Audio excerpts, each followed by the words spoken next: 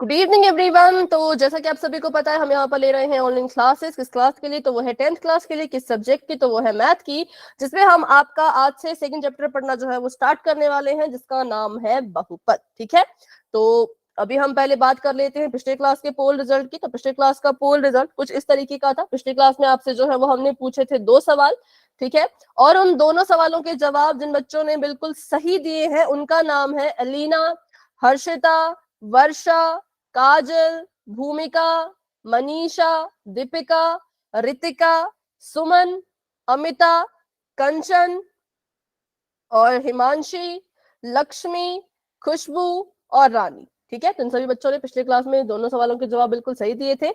इस बार की क्लास में भी बहुत सारे क्वेश्चन आपको देखने को मिलेंगे। तो बस पोल में सही आंसर लाने का तरीका बता दूं।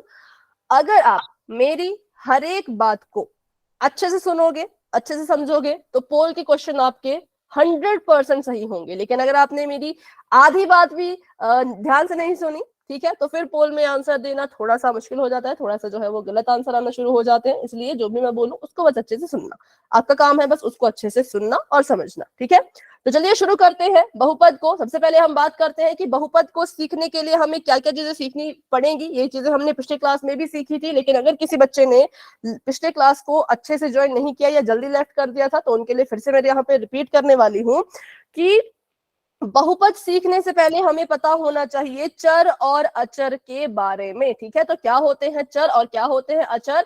तो हमने पिछली क्लास में ही बात की थी कि जो हमारी गणित में जितनी भी संख्याएं होती हैं उनको हम अचर कहते हैं। जितने भी आपको गणित में संख्याएं दिखेंगी उनको हम क्या कहेंगे? उनको हम अचर कहेंगे। तो अचर से समझ जाओ, अचर मतलब संख्या। बस इतनी सी बात याद रखो, अचर मतलब संख्या। फिर मैंने कहा था कि अगर आपको याद नहीं रहता है अचर, तो इसके लिए हम एक ट्रिक भी बना सकते हैं। वो ट्रिक आगे पढ़ेंगे। ठीक है, अब इसको सॉल्व करते हैं। यहाँ पर तो जितनी भी गणित की संख्याएं हो, चाहे वो नेगेटिव हो, जीरो हो, वर्गमूल वाली हो, परिमेय संख्या हो, अपरिमेय संख्या हो, दशमलव वाली संख्या हो, सभी आपकी अचर की कैटेगरी में जाएंगी। लेकिन अगर आपको गणित में कोई इंग्लिश के अल्फाबेट ये आपको अगर गणित में नजर आने लग जाए, या आपको अगर गणित में दिखने लग जाए, तो फिर क्या हो जाएगा बताओ? तो फिर इनको हम क्या कहेंगे? चर। चर कहेंगे। बिल्कुल, इनको हम कहेंगे चर। ठीक है, तो जो इंग्लिश के अल्फाबेट्स होते हैं उनको हम चर कहते हैं, और जो हमारी संख्याएं होती हैं उनको हम अचर कहते हैं। चलो तो आगे बढ़ते हैं। अब बात कर लेते हैं चर और अचर के बारे में थोड़ा सा डीपली। ठीक है, जिनका मान स्थिर होता है उनको हम अचर कहते हैं। जिनका मान क्या होता है? स्थिर होता है, मतलब कि जिनकी वैल्यू फिक्स होती है उसको हम कहते हैं अचर। जैसे कि -6। अब मैंने इसको आपको पहले भी बताया था कि जो -6 है इसको हम जो है वो, मैं भी इसे -6 पढ़ूंगी, आप भी इसे -6 पढ़ोगे, स्कूल में पढ़ोगे तो भी -6 पढ़ोगे, घर पे पढ़ोगे तो भी -6 पढ़ोगे, भारत से बाहर पढ़ोगे तो भी -6 ही पढ़ोगे। इसकी वैल्यू बिल्कुल फिक्स है, इसलिए हम कहते हैं कि ये अचर है, जो अपने मान पर अटल है। ठीक है, जो बिल्कुल फिक्स रहते हैं, जो बिल्कुल फिक्स रहना पसंद करते हैं, उसको हम कहते हैं अचर। और वहीं अगर हम बात करें इनकी, तो एक्स वाई जेड पी, इनकी बात करें तो ये होते हैं चर। ठीक है, और चर क्या होता है? तो जिनका मान स्थिर नहीं होता उसको हम चर कहते हैं। मान स्थिर का मतलब फिर से वही, मैं आपको बोलूं कि x जमा 1 बराबर है 5 लिखा है, तो यहां से x की वैल्यू 4 आ जाएगी। 5 में से 1 गया, 4 आ गया। आगे मैं आपको बोलूं कि x जमा 2 जो है वो 5 है, तो यहां से x की वैल्यू जो है वो 3 आ जाएगी। आगे मैं बोलूं कि x जमा 4 जो है वो 5 के बराबर है, तो यहां से x की वैल्यू निकालो तो x की वैल्यू 1 आ जाएगी। तो यहाँ पे क्या हुआ, जो हमारा x था वो बार बार बार बार अपनी मान को बदल रहा है, बिल्कुल फिक्स नहीं रह रहा। कभी x 4 बन रहा है, कभी x 3 बन रहा है, और कभी x जो है वो 1 बन रहा है। तो कैसे चलेगा भाई? इसका तो मान स्थिर नहीं है। तो हम इसको ऐसे मान सकते हैं कि जो चलते रहते हैं या जो चल रहे हैं वो चर है। अब चलने का मतलब ये नहीं कि यहां से कहीं और को चलने लगा, वैसा नहीं, जो अपने मान को बार बार बदल रहा है, कभी x जो है वो 4 बन रहा है, कभी 3 बन रहा है, कभी 1 बन रहा है ना, तो उसको हम कहेंगे कि ये चल रहा है, इसका मान फिक्स नहीं है। तो जो चलता रहता है वो चर होता है, लेकिन जो अपनी जगह पे फिक्स है, बिल्कुल अटल है, उसको हम अचर कहते हैं। ठीक है, बिल्कुल फिक्स होते हैं ये, इनकी वैल्यू चेंज नहीं की जा सकती। अगर ये -6 है तो ये -6 ही रहेगा, अगर ये 0 है तो ये 0 ही रहेगा। 0 ना तो खुद को कभी 1 बनाएगा, ना तो खुद को 5 बनाएगा, -6 भी खुद को -6 ही रखेगा। इसको अगर आप नहीं छेड़ोगे तो ये कभी भी 5 नहीं बन सकता, मतलब अपनी अपनी वैल्यू को ये चेंज नहीं करते हैं। तो इसलिए जितनी भी गणित की संख्याएं हैं वो सभी क्या है, वो सभी अचर है, और जितने भी हमारे पास इंग्लिश के अल्फाबेट्स है वो सभी हमारे लिए चर है। ठीक है, तो चलिए आगे बढ़ते हैं। इसको नोट करना चाहो नोट कर लो, इसका स्क्रीनशॉट लेना चाहो स्क्रीनशॉट ले लो। अचर को इंग्लिश में कहते हैं कांस्टेंट। अचर कौन होते हैं? जिनका स्थिर मान होता है। ठीक है, और कौन अचर है? तो गणित की सभी संख्याएं अचर है। -6, 0, 2, 5, वर्गमूल 6, 89.62, 5/2, चाहे संख्या बटे वाली हो, चाहे दशमलव वाली हो, चाहे वर्गमूल वाली हो, चाहे नेगेटिव नंबर हो, सारी की सारी संख्याएं अचर कहलाई जाएंगी। और अगर आपको कोई भी अंग्रेजी का अक्षर दिख जाए तो उसको हम बोलेंगे कि वो चर है। बस इतनी सी बात, सिंपल सी बात है, इसमें ज्यादा स्ट्रेस नहीं देना है दिमाग को, सिंपल सी बात है। इंग्लिश की चीजें चर और गणित की चीजें अचर। बताओ यहां तक क्लियर है?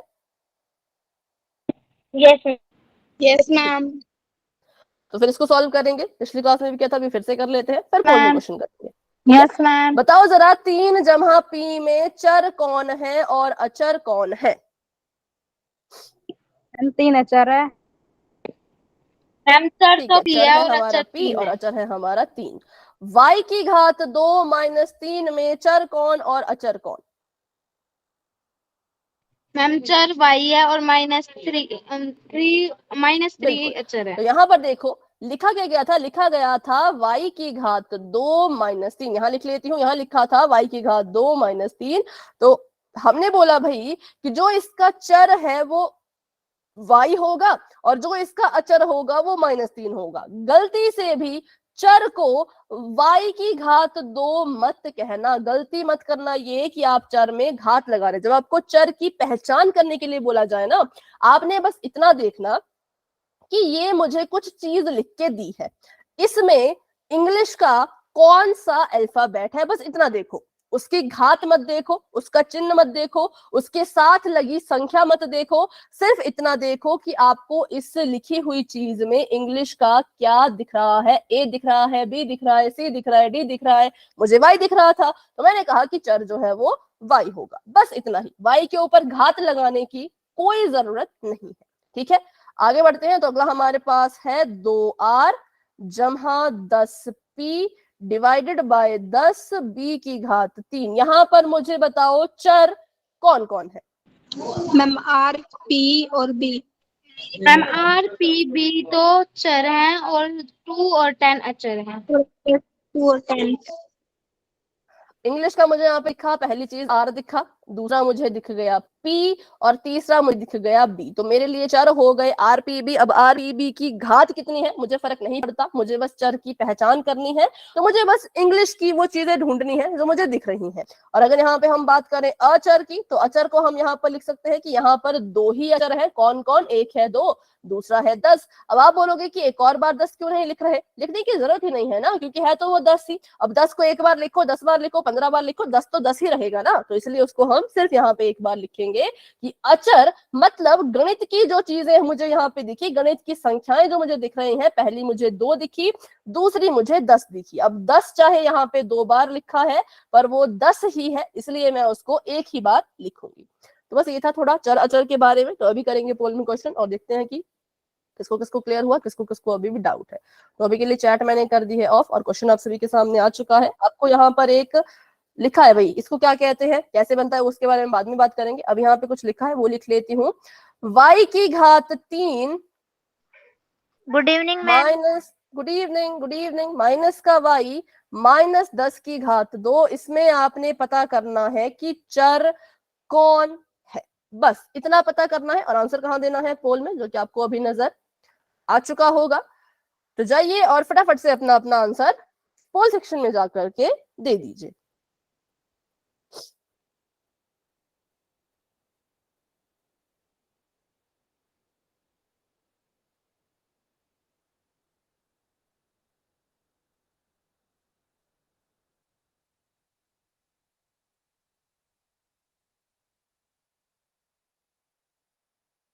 ठीक है, वेरी गुड, सभी कोशिश कर रहे हैं, बहुत अच्छे, बहुत बढ़िया।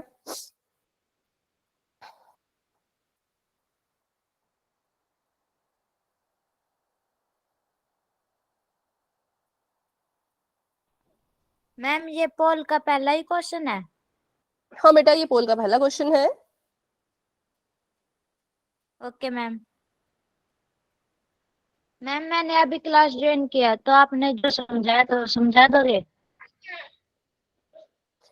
अभी तो नहीं समझा सकते, पहले पोल का क्वेश्चन करना पड़ेगा, उसके बाद समझाएंगे। वैसे अगर आपने पिछली क्लास ली होगी ना, तो हमने बस जो पिछली यस क्लास में मैम। सीखा था वही अभी किया है।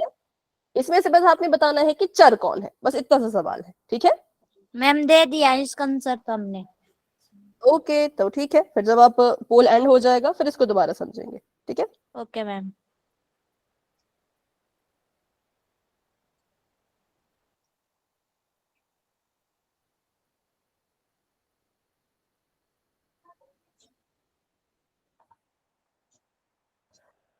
ठीक है, तो अभी मैं देख पा रही हूँ क्लास में हमारे पास जो है वो 36 बच्चे, सॉरी 37 बच्चे हैं, और उसमें से भी 25 बच्चों ने आंसर कर दिया है। बाकी बच्चे भी आंसर करो। हाँ सुमन बेटा, माइक ऑफ कर दो। ठीक है, ठीक है, सभी कोशिश करो, सभी ट्राई करो। Very good, very good. 29 students अपना आंसर दे चुके हैं, 29 बच्चों ने आंसर दे दिया। और क्योंकि ये सवाल इतना बड़ा है नहीं, तो मैं सिर्फ 10 सेकंड का वेट करूंगी। बहुत छोटा सवाल है, इतना समय नहीं मिलेगा, नहीं तो इतने सारे क्वेश्चन बोल रहे हो वो कैसे करेंगे, सारा टाइम तो इसी पे चला जाएगा। ठीक है, तो अभी मैं कर रही हूँ 10 सेकंड का इंतजार, जिसने आंसर नहीं किया कर लेना।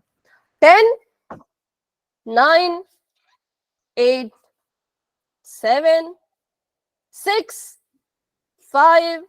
मैम मेरा पोल में क्वेश्चन ही नहीं हो रहा। मतलब मैम जैसे कि के बीच कट रहे हैं ना, तो वो हो ही नहीं रहा। एक बार क्लास को लेफ्ट करके फिर से ज्वाइन करो फटाफट से, चलो क्लास को लेफ्ट करके दोबारा ज्वाइन करो, तो क्या पता चल पड़े।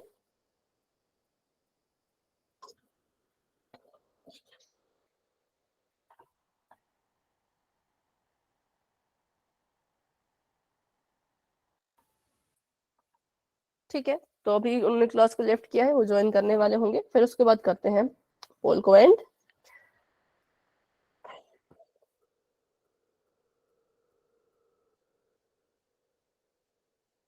अभी देखो,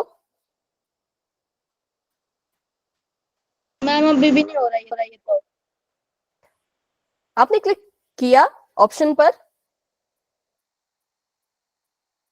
मैम ऑप्शन आपको दिख रहे हैं एबीसीडी, इतना बताओ, ये दिख रहे हैं आपको ऑप्शन? मैम ये तो दिख रही है, जैसे कि क्लिक कर रहे हैं ना तो ऑप्शन वो क्लिक नहीं हो रहा है। बट होना तो चाहिए। चलो नेक्स्ट पोल में ट्राई करना, अभी इसको इतना ही करते हैं, ठीक है। अभी इसको एंड करके अगला पोल में ट्राई करना, अगले में नहीं हो तो फिर बता देना, ठीक है। तो अभी के लिए 5, ओके मैम। 4, 3, 2, 1। तो पोल हो चुका है एंड, और इसका रिजल्ट आप देख सकते हो पोल सेक्शन में। बताओ सभी अपना अपना आंसर फटाफट से। बी। बी। मैम इसका B. Option number B is the right answer, क्योंकि बहुत सिंपल सवाल था। हमें यहाँ पे इन्होंने कुछ लिख के दिया, हमें बोला कि इसमें जो है वो चर को पहचानो। अब ध्यान से सुनो भाई, जिसको नहीं पता चर क्या होता है। चर मतलब कि इंग्लिश के अल्फाबेट, चर मतलब कि ए से लेकर के जेड तक जितनी भी चीजें आपको दिखेंगी, उन सभी को गणित की भाषा में आप चर बोलोगे। इंग्लिश में उनको बोलते हैं अल्फाबेट, लेकिन गणित में उनका नाम बदल दिया, गणित में उनका नाम रख दिया हमने चर। तो मैंने देखा यहाँ पे जो ये चीज लिखी थी, यहाँ पे मुझे इंग्लिश का वाई दिख रहा है, तो मैं कहूंगी यहाँ पे जो चर है वो वाई है। अब जब हमने इसको ढूंढा, हमने देखा कि इंग्लिश का क्या है यहाँ पर, तो मैंने कहा वाई है। तो क्या आपने कभी वाई को इंग्लिश में ऐसे लिखा, एक्स, वाई की घात 3 और जेड? क्या आप ऐसे लिखते हो एबीसीडी में? बताओ, लिखते हो ऐसे कभी? हाँ या ना, बस इतना बताओ। नहीं लिखते, आप इंग्लिश में लिखते हो x को x, y को y, z को z। तो जब आप इसको मैथ में चर जब लिखोगे, चर को जब लिखोगे तो भी आपने इसको नहीं लिखना है, इसके ऊपर घात वगैरह लगाने की जरूरत नहीं है। इसीलिए ऑप्शन नंबर 1 गलत है, क्योंकि यहाँ पे घात लगाई थी। घात में हमें चर नहीं चाहिए, जब चर को पहचान रहे हो तो घात लिखने की जरूरत नहीं पड़ती। यहाँ पे इंग्लिश का y था, तो y हमारा आंसर जो है वो होना चाहिए था। ठीक है, चलो तो अभी इसको मिटाते हैं और बढ़ते हैं आगे। तो इसलिए ऑप्शन नंबर बी जो है वो अभी के लिए बिल्कुल करेक्ट आंसर है। और अभी करेंगे एक और क्वेश्चन, उसको भी पोल में ही करेंगे। तो अभी देख लेना अंशिका, सॉरी अविनाक्षी, अगर अभी भी नहीं हुआ तो आप अभी बता देना स्टार्टिंग में, ठीक है? Okay ma'am. चलो तो आपके सामने अगला सवाल है। यहाँ पर लिखा गया है x और x की घात है 2, माइनस का निशान 7 और 7 की घात है 2। यहाँ पर भी आपका यही सवाल है कि चर को ढूंढो। ठीक है, तो आंसर आपने देना है पोल में, जो कि बस अभी आपको नजर आने ही वाला है। तो बिल्कुल सोच समझ के आंसर दीजिएगा, जल्दबाजी में गलत मत करना।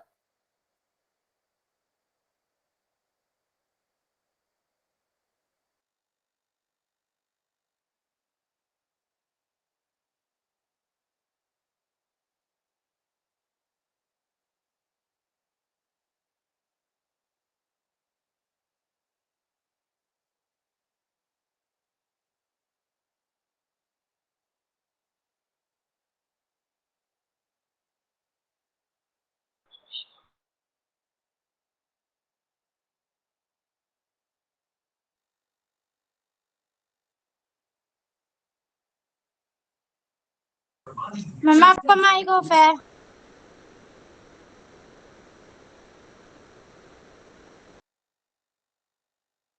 मैम आपकी आवाज नहीं आ रही। हाँ, मैंने जानबूझ के म्यूट किया था क्योंकि मुझे एक बच्चे की कॉल आई थी ना, क्लास नहीं लग रही, तो फिर इसलिए मैंने म्यूट किया था, क्योंकि मैं फोन पे बात कर रही थी। ठीक है, चलो तो अभी 23 बच्चों ने आंसर दे दिया है और फिर से इतना छोटा सवाल है भाई, फटाफट से आंसर किया करो। अभी बताओ मीनाक्षी, अभी आपका ऑप्शन मतलब क्लिक हुआ कि नहीं? अगर आपको मेरी आवाज आ रही है। अभी मैं सॉल्व करके फिर बताऊंगी।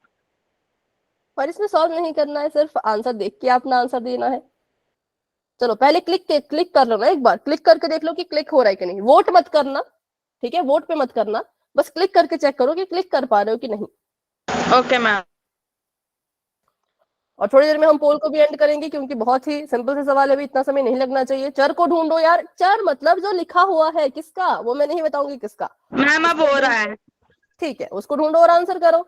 चलिए अभी मैं कर रही हूँ 10 सेकंड का वेट। जिन बच्चों ने दिख ही नहीं रहे। क्या नहीं दिख रहा बेटा? मैम आंसर आंसर नहीं दिख रहा तो ऐसा पहले बोल देते। चलो यहाँ मैं बताती हूँ लिख के। ऑप्शन नंबर ए पे लिखा है x की घात 2, माइक ऑफ करो। ऑप्शन नंबर 2 पे लिखा है 7 की घात 2। ऑप्शन नंबर सी पे लिखा है x और ऑप्शन नंबर डी पे लिखा है 7। माइक ऑफ करो भाई, माइक ऑफ करो।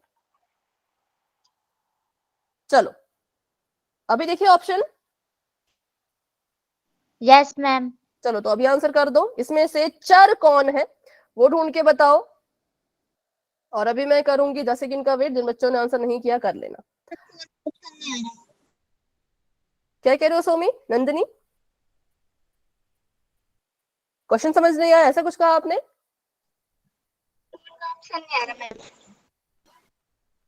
आंसर नहीं आ रहा, पोल ऑप्शन। आपकी आवाज क्लियर नहीं आ रही। ईशा माइक ऑफ रखो। अब मुझे वॉइस नहीं आ रही बच्चों, अभी मैं 10 सेकंड का वेट कर रही हूँ। जिसका होता है हो जाए, नहीं तो चैट में बता देना, ठीक है? 10 9 8 7 6 5 4 3 2 1। तो अभी के लिए मैंने पोल को एंड कर दिया है और इसका रिजल्ट आप पोल सेक्शन में बताओ कौन सा आंसर है इसका? मैम सी।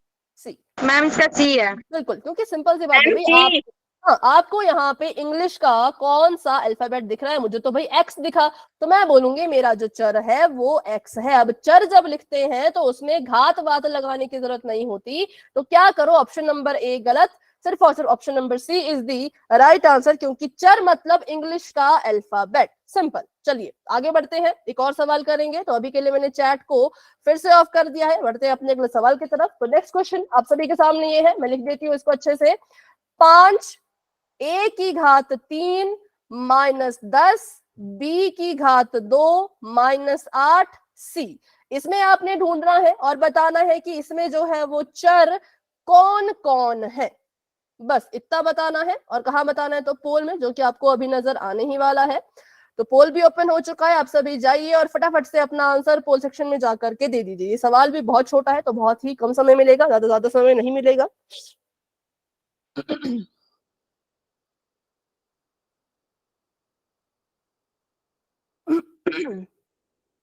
ठीक है,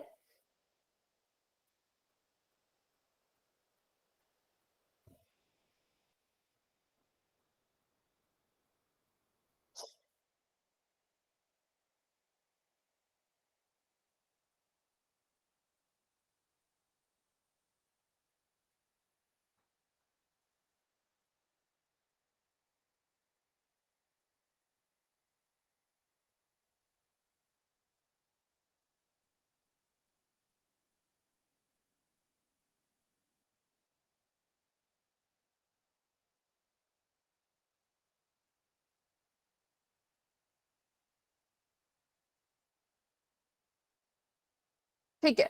तो अभी 26 बच्चों ने आंसर कर दिया, बाकी बच्चे भी कोशिश करो, क्योंकि अभी मैं थोड़ी देर में पोल को एंड कर दूंगी। तो करते हैं अभी 10 सेकंड्स का वेट। जिन बच्चों ने आंसर नहीं किया आंसर कर लीजिए, क्योंकि बहुत सिंपल सवाल है, बहुत इसमें ज्यादा कुछ सोचना भी नहीं है, चर ढूंढना है और अपना आंसर देना है। तो 10 9 8 7 6 5 4 3 2 1। तो अभी के लिए पोल हो चुका है एंड, और इसका रिजल्ट आप देख सकते हो पोल सेक्शन में। बताइए अपना अपना आंसर। मैम डी है इसका। डी बिल्कुल सही D। आंसर है, option number D is the right D answer. है। क्योंकि हमने कहा कि चर ढूंढो, चर फिर से वही इंग्लिश की चीज है, इंग्लिश का दिखा मुझे ए और बी और सी, तो मैं बोलूंगी जो मेरे चर हैं वो ए बी और सी है, ना कि ए की घात 3 बी की घात 2 और सी। क्योंकि इंग्लिश में ऐसे लिखते हो क्या? इंग्लिश में तो हम ऐसे नहीं लिखते। इंग्लिश में कभी भी हम ए के सिर पे घात 3 नहीं लिखते, बी के सिर पे घात 2 नहीं लिखते। तो चरों को जैसे इंग्लिश में लिखा जाता है वैसे ही आपने उनको यहाँ पर भी ढूंढ के निकालना है। तो अभी के लिए ऑप्शन नंबर डी सही है। ऑप्शन नंबर सी इसलिए गलत हुआ क्योंकि यहाँ पर इसके सिर पर घात लगा दी थी। ठीक है, तो अभी के लिए option number D is the right answer. करते हैं एक और क्वेश्चन, तो उसको भी हम पोल में करेंगे। तो अभी के लिए मैंने चैट ऑफ कर दी है और आपके सामने आने वाला है अगला सवाल। तो अगला सवाल कुछ इस तरीके का है, इसको भी ध्यान से देखना और ध्यान से अपना आंसर देना। 2 y की घात 2 माइनस 3 z की घात 3 में चर कौन है उनको ढूंढो और अपना आंसर दो। पोल अभी नहीं दिखेगा, पहले मैं ऑप्शन लिख लेती हूँ, क्योंकि ऑप्शन आपको क्या पता इस बार भी नहीं नजर आए, थोड़े छोटे हैं। ऑप्शन नंबर ए कह रहा है 2y की घात 2, ऑप्शन नंबर बी कह रहा है 3z की घात 3, ऑप्शन नंबर सी कह रहा है 2,3 और ऑप्शन नंबर डी कह रहा है y कॉमा में z। चलिए, तो अभी इसका आंसर देना है पोल में, जो कि अभी आपको नजर आ जाएगा। पोल हो चुका है ओपन, सभी बच्चे जाओ और अपना आंसर पोल सेक्शन में जा करके दे दो कि 2y की घात 2 माइनस 3z की घात 3 में चर कौन कौन है।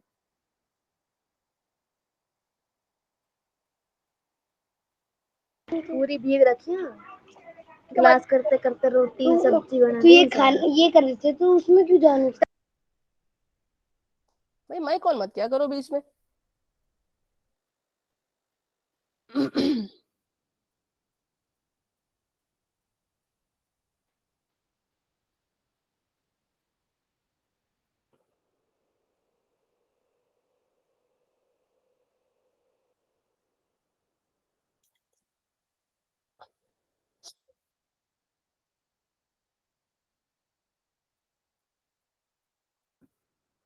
25 बच्चों के आंसर्स आ चुके हैं। वेरी गुड, बहुत अच्छे, बहुत बढ़िया।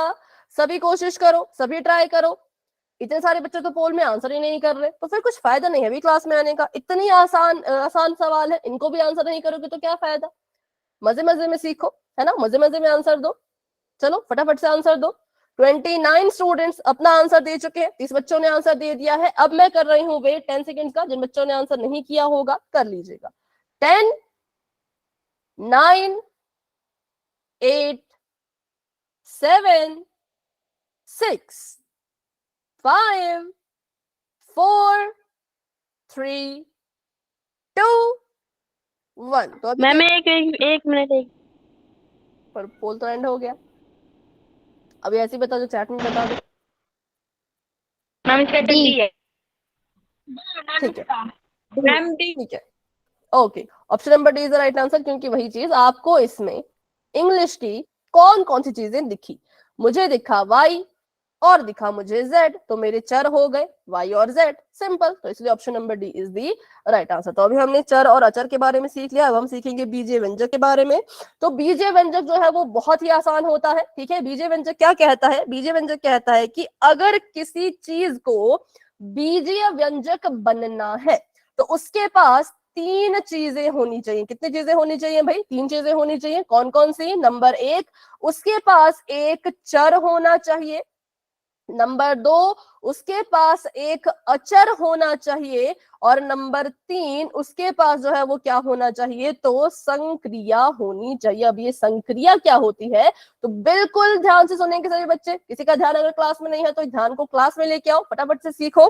संक्रिया होता है प्लस माइनस गुणा भाग, इनको हम कहते हैं संक्रिया, ठीक है। संक्रिया मतलब ऑपरेशन, ऑपरेशन मतलब जमा करना, गुणा करना, भाग करना या माइनस करना, इनको हम संक्रिया या ऑपरेशन कहते हैं। तो जिसके पास भी ये 3 चीजें होंगी उसको हम बीजीय व्यंजक का नाम देंगे। पहली चीज चर, चर मतलब ए से लेकर के जेड तक कुछ भी, A B C D E F से लेकर के एक्स वाई जेड तक, ठीक है। उसके बाद बात करें अचर की, अचर की बात करें तो देखो यहां पर संख्या होती है इसमें। संख्या, कोई सी भी संख्या, ठीक है, कोई सी भी संख्या उठा लो। तो चलिए अब बनाते हैं बीजीय व्यंजक। तो मैंने देखा कि बीजीय व्यंजक के पास 3 चीजें होनी चाहिए, पहला चर, दूसरा अचर, तीसरी संक्रिया। तो चर मैंने यहां से उठा लिया सी, कितना उठाया मैंने? सी। और संख्या मैंने उठा ली यहां से 15 और संक्रिया मैंने उठा ली माइनस। तो सी माइनस 15 मेरे लिए क्या बन गया है? एक क्या बन गया बताओ? कौन सा व्यंजक बन गया? बीजीय व्यंजक। कैसा व्यंजक? बीजीय व्यंजक, ठीक है।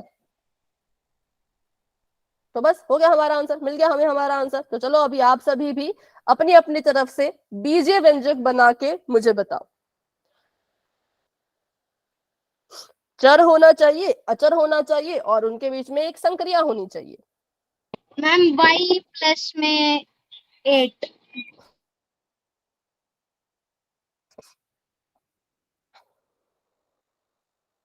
y प्लस में 8 चैट में लिखो।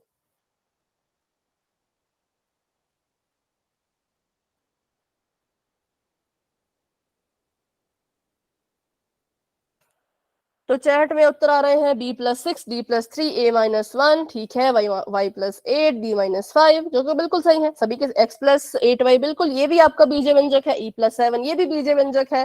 तो जितने भी आपके पास चर के साथ अचर और उसके साथ संक्रिया अगर दिख गई तो हम बोलेंगे वो हमारे लिए बीजीय व्यंजक बन गया। 3 चीजें होनी चाहिए, चर, अचर और संक्रिया, ठीक है। तो अगर बड़ा सा बनाना हो तो बड़ा सा बनाना हो, मान लो मैंने लिखा x माइनस 10y जमा 5 z माइनस 9 गुणा 12। तो ये भी क्या है? ये भी एक बीजीय व्यंजक है। क्यों?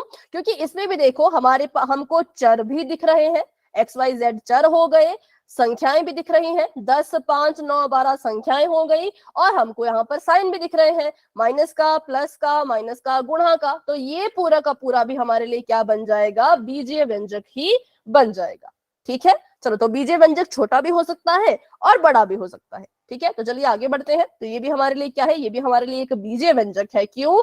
क्योंकि यहाँ पर मुझे बताओ 2 और 4 क्या है? अचर। अचर। अचर, बिल्कुल ठीक है, अचर। बिल्कुल। और y क्या है? चर। चर, बिल्कुल। और जो हमारी ये जमा और गुणा के निशान है, ये क्या है? संक्रिया। संक्रिया। तो इसलिए क्या बन गया? ये बन गया एक बीजीय व्यंजक, ठीक है, चलो तो देखो ये दोनों है अचर, y है चर, ये है संक्रिया और चर तथा अचर, ठीक है। और इसकी डेफिनेशन नीचे आ गई कि चर तथा अचर मतलब कि चर और अचर के साथ अगर संक्रिया दिख जाए तो वो हमारे लिए बीजीय व्यंजक बन जाता है। चलो आगे बढ़ते हैं, बताओ y जमा 5 क्या ये बीजीय व्यंजक है? यस मैम, एक बार पीछे करना। ठीक है,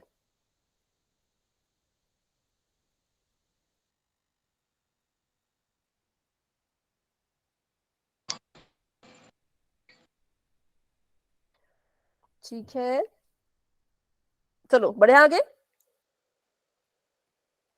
ठीक है, तो y जमा 5 मैंने पूछा क्या एक बीजीय व्यंजक है, तो भाई हाँ एक बीजीय व्यंजक है, क्योंकि यहाँ पर y चर है, 5 अचर है और जमा का निशान संक्रिया है। 33z माइनस 78f जमा 2s क्या ये बीजीय व्यंजक है? Yes ma'am. ये भी बीजीय व्यंजक है, क्योंकि इसमें भी जो है वो संख्या मतलब अचर भी है, चर भी है और संक्रिया भी है। अब आपने यहाँ पे मुझे इसका आंसर देना है, फिर क्वेश्चन हम पोल में करेंगे, ठीक है। आपने बताना है कि यहाँ पर कौन बीजीय व्यंजक है और कौन बीजीय व्यंजक नहीं। पहला ऑप्शन 2y माइनस 3 क्या ये बीजीय व्यंजक है? Yes ma'am. ठीक है। Yes, दूसरा ऑप्शन नो मैम। क्यों?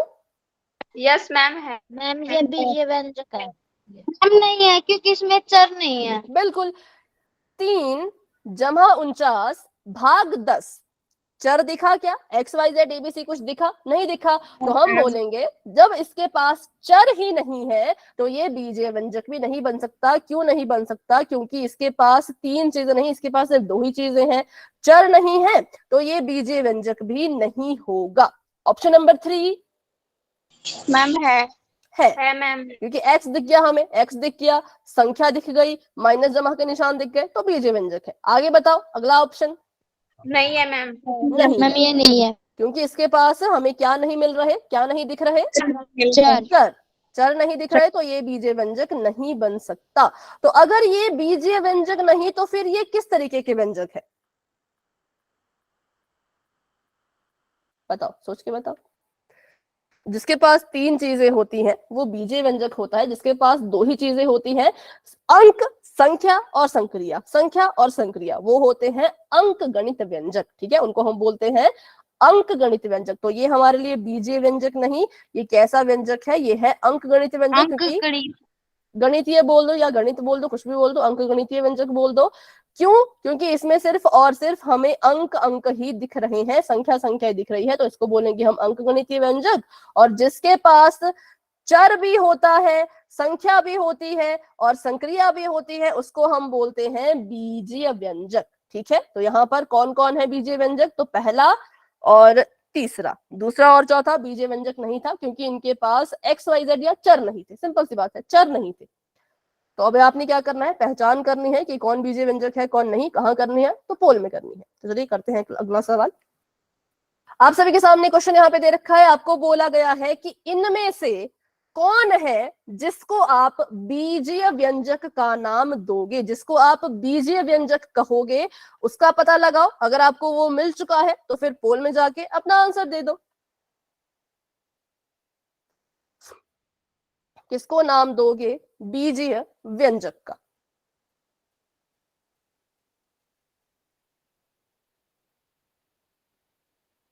मैम एक बार बताना कैसे करना है। पीछे मतलब पीछे तो नहीं हो सकता। अभी अभी इस क्वेश्चन को सॉल्व कर लो, फिर पीछे करेंगे, ठीक है। सवाल यह है कि इसमें से बीजीय व्यंजक कौन है। अब आपको पता है कि बीजीय व्यंजक कौन होते हैं, जिनके पास क्या क्या होना चाहिए। तो अभी चारों ऑप्शन देखो और जो भी आपको लगता है कि जिसको भी आप बीजीय व्यंजक कह सकते हो उसको चुनो और आंसर दे दो, ठीक है। जैसे पोल एंड होगा फिर हम पीछे करेंगे।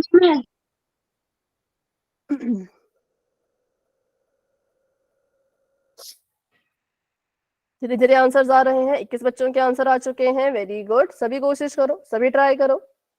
ठीक है, बीजीय व्यंजक किसको कहोगे उसको ढूंढो और अपना उत्तर पोल में दो।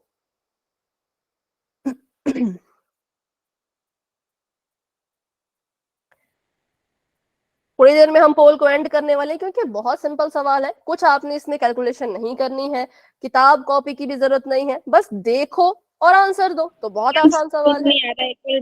क्वेश्चन बोल दो, ऑप्शन। आपको स्क्रीन नहीं दिख रही है ऐसा बोल रहे हो आप? Yes ma'am. तो मैं स्क्रीन शेयर कर देती हूँ, फिर बताना, अगर फिर भी ना दिखे तो फिर मैं ऑप्शन बता दूंगी, ठीक है?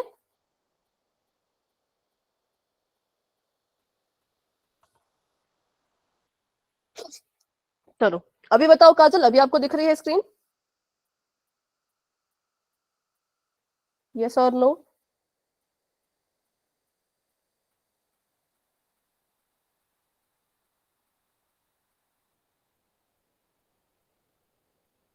स्क्रीन नजर आ रही है क्या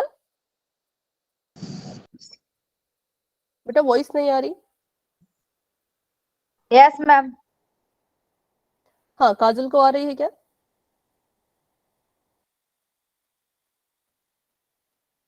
ठीक है, ऑप्शन भी एक बार बोल देती हूँ। ऑप्शन नंबर, कौन सा बीजीय व्यंजक है वो ढूंढना, ठीक है? बीजीय व्यंजक।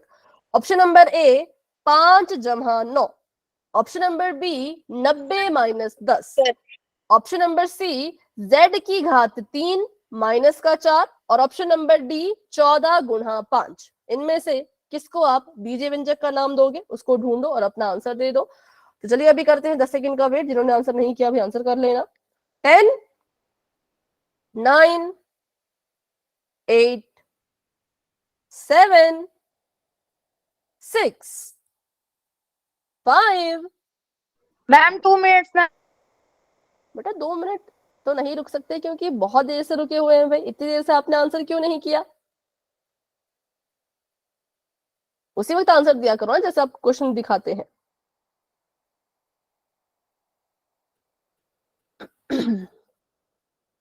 हो गया मैम। ठीक है, 5 4 3 2 1। पोल हो चुका है एंड, और इसका रिजल्ट आपको दिख रहा होगा। मैम बताओ। इसका सी है। सी है, बिल्कुल करेक्ट मैम है। C. Option number C is the right answer, क्योंकि इस यही एक इकलौता ऑप्शन था जिसके पास चर भी है ना, और अचर भी है, और साथ में संक्रिया भी है। तो बस ये हमारा बीजीय व्यंजक बन गया। पीछे करने को आप बोल रहे थे तो बेटा पीछे मैंने कर लिया है हर्षिता। इसका आप स्क्रीनशॉट लेना चाहते हो तो ले लो, ठीक है? फिर बढ़ते हैं अपने अगले सवाल की तरफ। बताओ, ले लिया? Yes ma'am. ठीक है, चलो तो आगे बढ़ते हैं। तो अभी आपके सामने आने वाला एक और क्वेश्चन, तो अभी के लिए चैट को मैंने कर दिया है फिर से ऑफ, और बढ़ते हैं अपने अगले सवाल की तरफ। अगला सवाल आप सभी के सामने ये है कि अब बताओ भाई, इन चारों में से बीजीय व्यंजक कौन है? पहला ऑप्शन है 4 - 2। ऑप्शन नंबर बी है y 1। ऑप्शन नंबर सी है 5 - 4। और ऑप्शन नंबर डी है 3 × 2। इसका आंसर देना है पोल में। जिसको भी आप बीजीय व्यंजक बोलोगे उसको ढूंढो और ढूंढ करके आंसर पोल में दो, जो कि आपको नजर आ चुका होगा पोल, ठीक है? अभी से आंसर देना शुरू कर दो भाई, क्योंकि बाद में किसी को भी एक्स्ट्रा टाइम नहीं मिलेगा। बहुत ही छोटे छोटे सवाल है, ज्यादा समय नहीं लगना चाहिए इनको सॉल्व करने के लिए। इन्हीं में इतना टाइम लग गया तो आगे वाले सवाल तो भाई लंबे हो जाएंगे फिर, ठीक है? तो इसलिए पूरी कोशिश करो अपना आंसर फटाफट देने की, पर सही आंसर देना है, जल्दबाजी में गलत मत करना। अच्छे से देख लो बीजीय व्यंजक क्या होता है, किसको बोलते हैं, और फिर पोल में अपना आंसर दे दो। तो 19 बच्चों ने तो आंसर दे भी दिया, वेरी गुड, बहुत अच्छे। 20 बच्चे, क्या हो गया बेटा? फिर से बोलो पूजा, माइक ऑफ। मैम पोल में आंसर नहीं दिख रहे। ऐसा क्यों हो रहा है, मतलब मुझे समझ नहीं आ रहा, क्योंकि यहां से तो पोल ओपन हो चुका है। एक्टिविटीज पे जाओ, दिखने तो चाहिए। मैम हो गया। हो गया, ठीक है। ओके, तो अभी मैं फिर से कर रही हूँ 10 सेकंड का इंतजार। जिसने आंसर नहीं किया कर लो। 10 9 8 7 6 5 4 3 2 1। तो अभी के लिए पोल हो चुका है एंड। बताइए इसका आंसर। Ma'am B. ठीक है, option number B is the right answer, क्योंकि यही था वो इकलौता ऑप्शन जिसके पास चर भी था और अचर भी था और बीच में संक्रिया भी थी। तो y जमा 1 हमारा बीजे व्यंजक बन गया। तो चलिए एक और क्वेश्चन कर लेते हैं, पोल में ही करेंगे, तो मैंने चैट को फिर से ऑफ कर दिया है। बढ़ते हैं नेक्स्ट सवाल की तरफ। अगला सवाल आप सभी के सामने ये है, इसको अच्छे से देखो और पता लगाओ कि इसमें से कौन है जो बीजीय व्यंजक है, जिसको आप बीजीय व्यंजक का नाम दे सकते हो। उसको ढूंढो और अगर वो मिल चुका है तो आप अपना आंसर पोल सेक्शन में जाकर के भी दे सकते हो।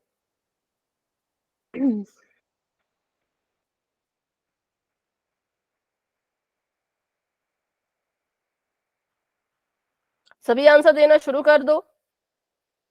कोई भी स्टूडेंट ऐसा नहीं होना चाहिए जिसने आंसर देना शुरू नहीं किया हो या फिर आंसर को ढूंढना शुरू ना किया हो। बाद में फिर एक्स्ट्रा टाइम नहीं मिलेगा, क्योंकि बहुत छोटे छोटे सवाल हैं ये, इनमें इतना समय नहीं जाना चाहिए। ठीक है, 21 बच्चों ने आंसर कर दिया है। Very good, very good. सभी कोशिश करो, सभी ट्राई करो।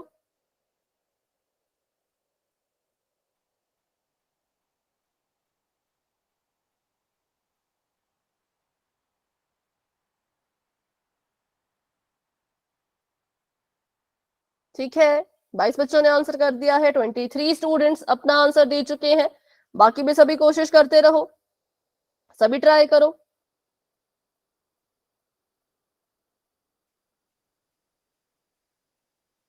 ठीक है, ठीक है, शाबाश, बहुत अच्छे, बहुत अच्छे। तो चलिए अभी करते हैं 10 सेकंड का इंतजार और बढ़ते हैं आगे। तो 10, 9, 8, 7, 6, 5, 4।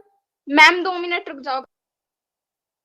ठीक है, 2 मिनट तो बहुत होते हैं, 10 सेकंड रुकेंगे हम। चलो फटाफट से आंसर कर दो, बस देखना है और आंसर देना है। अगर हो गया हो तो बता देना, ठीक है? मैम हो गया। ठीक है, 5, 4, 3, 2, 1। तो अभी के लिए पोल हो चुका है एंड, और इसका रिजल्ट आपको दिख रहा होगा अभी अपने पोल सेक्शन में ही। बताओ इसका आंसर। मैम डी है इसका आंसर। डी, इतना आसान था भाई, डी था, हमें दिख गया।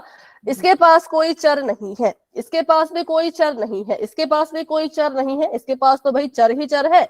अचर भी मिल गया और जमा का निशान भी मिल गया, मतलब संक्रिया भी मिल गई। तो हमारे लिए ऑप्शन नंबर डी ही बीजीय व्यंजक जो है वो बन जाएगा। तो अभी हमने सीख लिया चर क्या होता है, अचर क्या होता है और बीजीय व्यंजक क्या होते हैं। अब हम सीखेंगे कि बीजीय व्यंजक के जो पद होते हैं उनको कैसे लिखा जाता है। तो बहुत आसान है, ठीक है।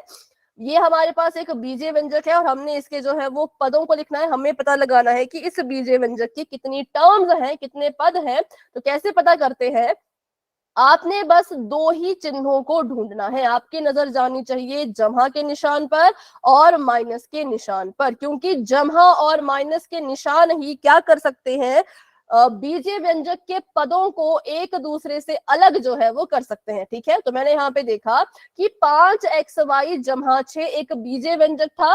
बीच में इनके क्या आ गया, बीच में इनके जो है वो जमा का निशान आ गया। तो इस जमा के निशान ने क्या किया, इस बीजीय व्यंजक के 2 टुकड़े कर दिए। किसने, जमा के निशान ने। जमा का निशान और माइनस का निशान, बस ये दोनों ही क्या कर सकते हैं, बीजीय व्यंजक के टुकड़े कर सकते हैं। कितने टुकड़े हुए, 2 टुकड़े हुए। और उनके नाम अगर मैं लिखूं तो कैसे लिखूंगी बताओ। पहला टुकड़ा जो हुआ उसका नाम क्या है, 5xy।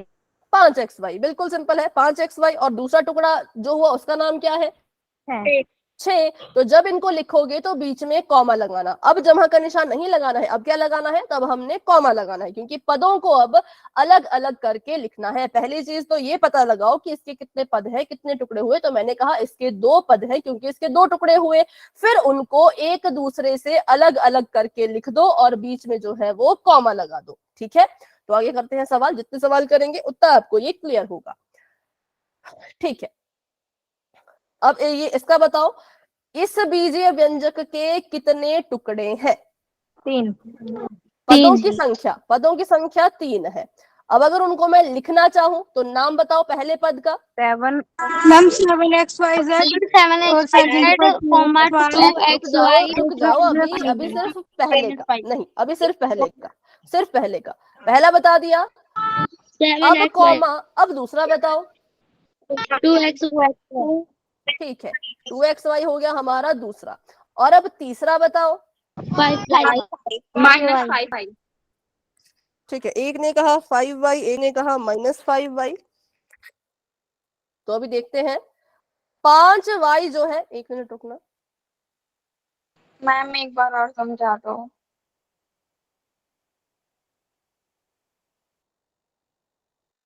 हाँ, इसको भी एक बार और समझेंगे, पहले अभी बस यहाँ पे देख लो। ठीक है, 5y जिसने कहा ठीक था, लेकिन अभी देखो 5 के पास साइन कौन सा है, पहले ये बताओ।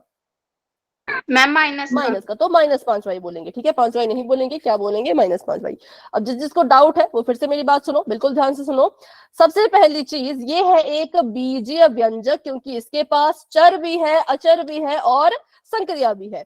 अब हमने पता लगाना है कि इस बीजीय व्यंजक में कितने पद हैं। पदों को आप याद रख सकते हो टुकड़ों से। किससे याद रख सकते हो? टुकड़ों से। और वो टुकड़े करते कौन है? तो जमा और माइनस का जो निशान है, यही दोनों आपके बीजीय व्यंजक के टुकड़े कर सकते हैं। तो मैंने देखा यहां पर बीच में निशान आ गए। मेरा जो बीजीय व्यंजक था वो यहां से शुरू हो रहा था, यहाँ पे खत्म हो रहा था, लेकिन बीच में जो जमा और माइनस का जब निशान आ गया तो उसकी वजह से ये 3 टुकड़ों में जो है वो बंट गया। इतना समझ आया? बताओ, यहां तक समझ आया?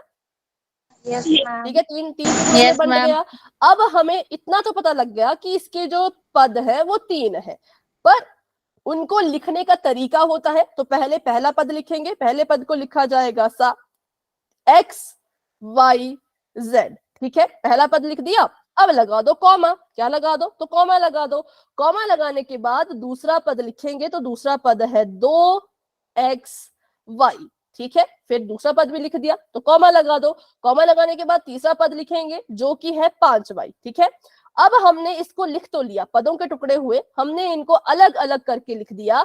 लेकिन जब लिखते हैं तो हमेशा ध्यान रखा जाता है कि किस पद के पास कौन सा साइन है। 7xyz जमा का था तो हमने इसको जमा का ही रहने दिया। 2xy भी जमा का है तो इसको भी जमा का रहने दिया। लेकिन 5y के पास माइनस का निशान है, तो जब हम 5y लिखेंगे तो उसके साथ माइनस का निशान लगाना ही पड़ेगा। ठीक है, बताओ अभी क्लियर हुआ थोड़ा थोड़ा? Yes ma'am. ठीक है, तो आगे सवाल करेंगे तो और अच्छे से क्लियर होगा। ठीक है, तो यहाँ पे हमने इसके 3 पद लिख दिए और हमें पता है कि पदों को कैसे लिखते हैं। तो वो लिखा जाता है चिन्ह के साथ। जो जमा के उनको जमा के रहने दो, जो माइनस का है उसमें माइनस लगा दो। चलो, तो मुझे बताओ यहाँ पर जो आपको दिख रहा है 4x⁻²yz, इसमें कितने पद है? मैम एक। एक। और कोई बताना चाहता हो? मैम दो। ठीक है, एक है एक, एक है 2। और किसी का आंसर आ रहा हो?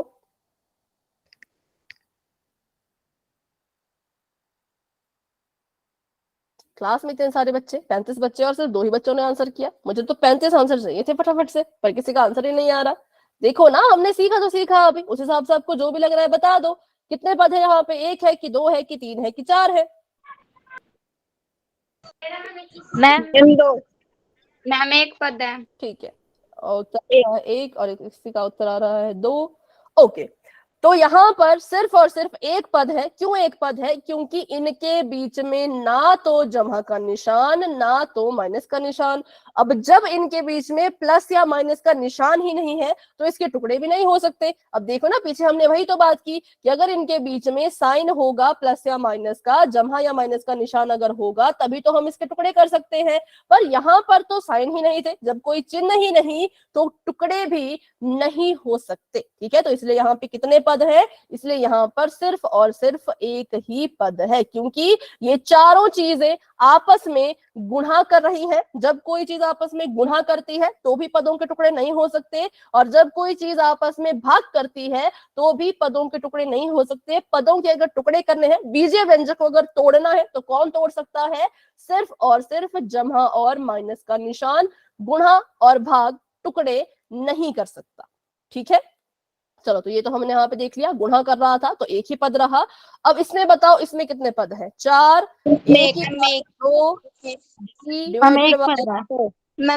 मैम 2 है। बिल्कुल, क्यों है 2? बताओ। मैम दो है। मैम क्योंकि इसमें डिवाइड का साइन है। पर हम डिवाइड तो कुछ कर ही नहीं सकता, अभी तो हमने सीखा। मैम एक है।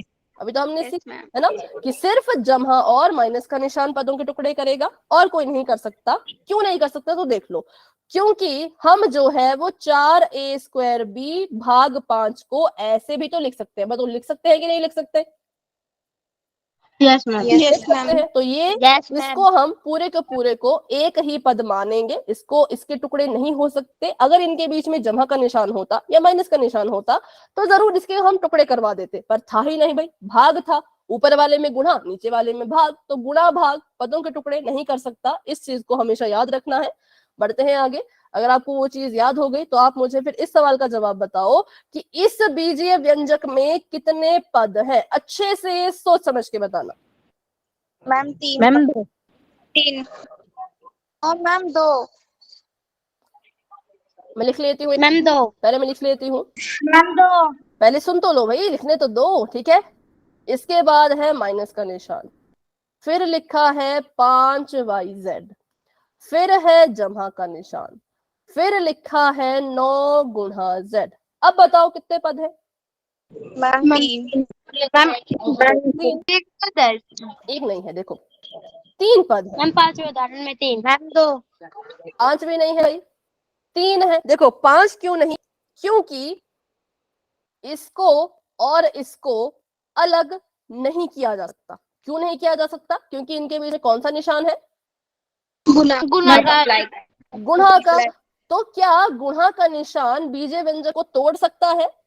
No No, ma'am ma'am. नहीं, सिर्फ जमा और माइनस का निशान तोड़ सकता है। तो हम कहेंगे ये पूरा का पूरा एक ही पद होगा, ठीक है। तो इसको हमने मान लिया पहला पद, ये हमारे लिए दूसरा पद, और यहाँ पे 9 × z है तो 9 और z के बीच में भी गुणा का निशान, तो मतलब इसको भी अलग अलग नहीं किया जा सकता, क्योंकि गुणा का निशान अलग नहीं करता, वो तो जमा और माइनस के निशान अलग अलग करते हैं।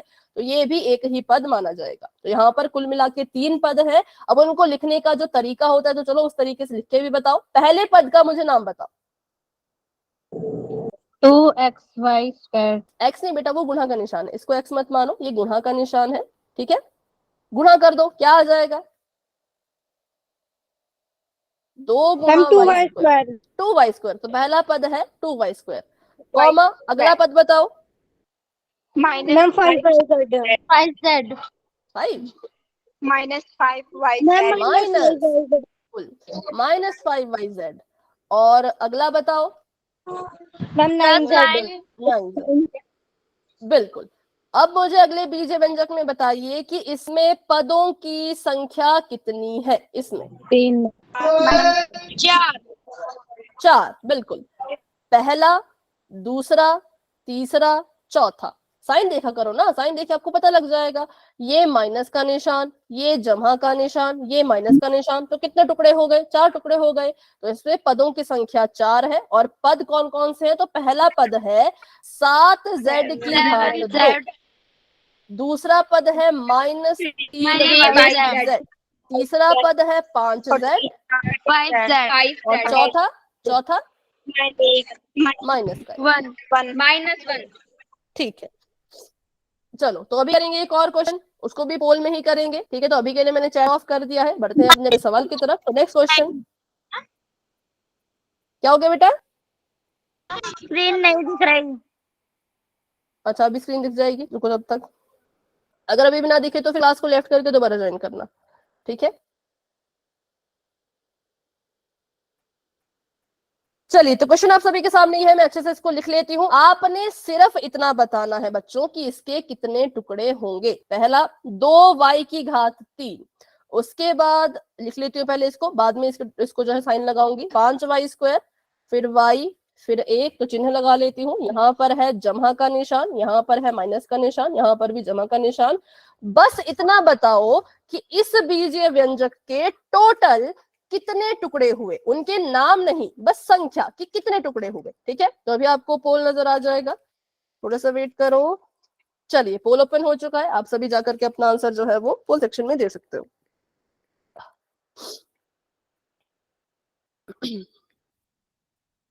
अच्छे से देख लेना भाई, सभी टुकड़े कितने कितने हुए, कैसे कैसे हुए, सभी को अच्छे से देख लेना। सभी कोशिश करेंगे, सभी ट्राई करेंगे।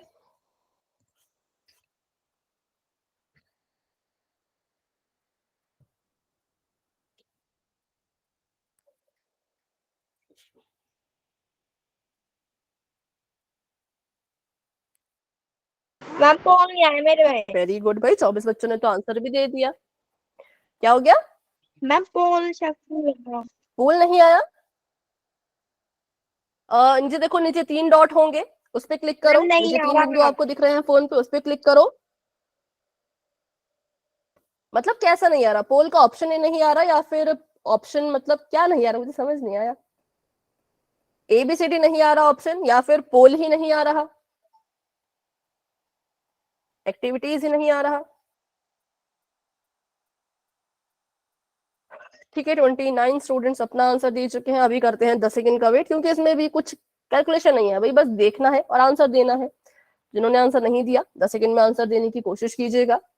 10 9 8 7 6 5 4 3 2 1। तो अभी के लिए पोल हो चुका है एंड, और इसका रिजल्ट आपको पोल सेक्शन में दिख रहा होगा आई थिंक।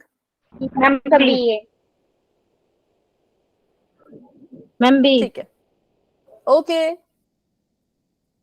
एक मिनट। इसका जो आंसर है वो ऑप्शन नंबर बी है, क्योंकि हमने देखा यहाँ पे कितने टुकड़े हुए, तो भाई 4 टुकड़े हुए। पहले का नाम है 2y की घात 3, दूसरे का नाम है 5y की घात 2, तीसरे का नाम है -y, और चौथे का नाम है 1। तो 4 टुकड़े हुए थे। ठीक है, पहला ये, दूसरा ये, तीसरा ये और चौथा ये, तो इसलिए option number B is the right answer. तो चलिए आज की क्लास को यहीं तक रखते हैं। आज की क्लास को लेकर के किसी बच्चे के मन में कोई भी डाउट है तो भाई क्लास में बने रहो, मुझसे पूछो, लेकिन अगर कोई डाउट नहीं है तो क्लास को लेफ्ट कर सकते हो। तो अभी के लिए good night and bye bye, मिलते हैं अपनी अगली क्लास में।